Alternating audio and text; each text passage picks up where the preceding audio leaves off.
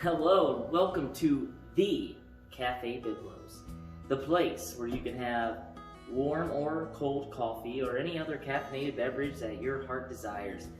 By the way, Joe, have you noticed something different about me today? I did. What is it? You have a different cup. I do, because this is not coffee. And if anybody at home would like to take a guess what is my drink of choice for today, I will personally give you a congratulations via Facebook and a surprise of thumbs up emoji. He spared no expense. No expense for our loving fans. Anywho, the last, what our kind of lead into this episode was, from the last episode was Jesus is arriving to be baptized. And to get this thing started, I'm going to read Mark chapter 1, verses 9 through 13. Mark chapter 1, verses 9 through 13. In those days, Jesus came from Nazareth in Galilee and was baptized by John in the Jordan. Immediately coming out of the water, he saw the heavens opening and the Spirit like a dove descending upon him. And a voice came out from the heavens, "You are my beloved Son, in you I am well pleased." Immediately the Spirit impelled him to go out into the wilderness. And he was in the wilderness 40 days being tempted by Satan. And he was with the wild beasts, and the angels were ministering to him. That's easy for you to say. Blah, blah, blah. Yep. All right.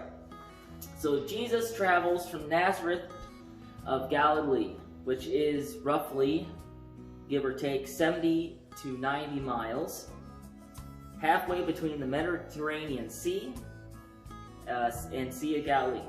That's where Nazareth is located. It's halfway between Mediterranean Sea and the Sea of Galilee, or the Sea of Tiberias. It's the same name. Same name. Oh, that was interesting. In case you're partial to the Roman emperor. There was no significance prior to Jesus. Galilee province was west and north of the Sea of Galilee. Ancient tribal allotments of Tribble. Tribble? We in Star Trek now. Tribble. Tribble. The trouble with tribbles? Hey, I'm going to need you to pronounce these for me so I don't look foolish. Oh, yeah, sure. Yeah. But you said there was no significance prior to Jesus. That means Nazareth, not Jesus. Nazareth was an insignificant city. And if you remember right, somebody said, "Can anything good come out of Nazareth?" That's what they said about Jesus. So Nazareth was not. As a matter of fact, there was another city that was close to it that was a major thoroughfare and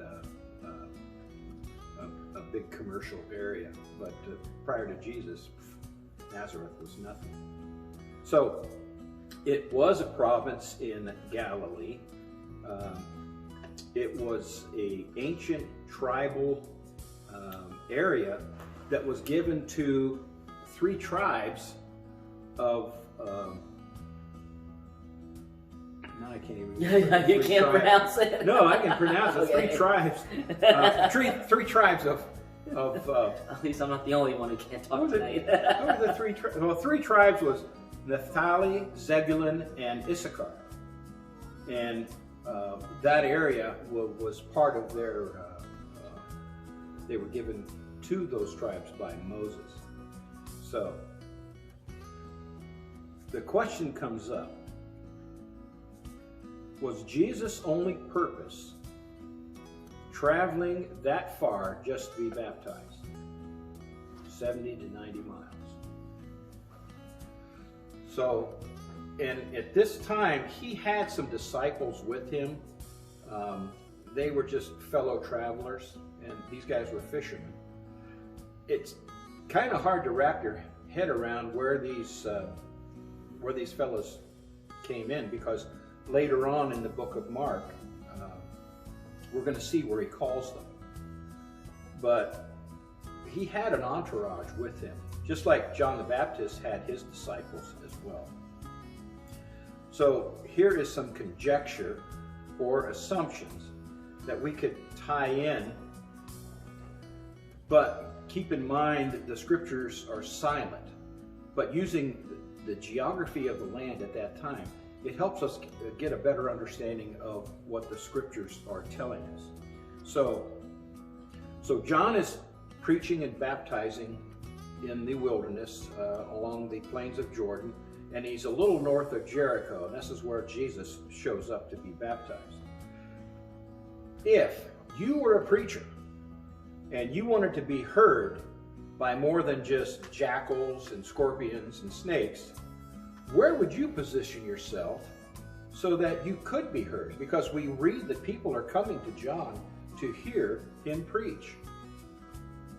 Keep in mind that the Hebrews had 4 or 5 different celebrations and feasts that they had to go to. Passover, Pentecost, the Feast of Tabernacles or Booths. And so you had multitudes of people coming and going from different areas of the Holy Land, especially those areas that were north, like in Galilee. We had people coming from Judea. And in Judea, of course, they were already close to Jerusalem, but they heard about John. So the best place to position oneself to be heard was to actually go or go to a highway or a crossroads. And that's where John was possibly found himself to be preaching. He was still close to the River Jordan. And so people would come to him, which was he was more like an intersecting roads. So people would be curious as to hear this prophet. Now, if you're going to Jerusalem for these feasts, you're going to become on a spiritual mountaintop. And when you're ready to go back to where you're going, you're already on a spiritual high. You feel like you're close to God, and you say, let's hear this prophet and see what he has to say. And as we have discussed in previous episodes, they are already having a high spiritual experience, so their hearts and minds are already prone to be receptive to John's message, saying that God's kingdom is coming. Make ready. Repent. Be baptized. So, with that in mind, we'll leave you with one question. Eric, what's the question?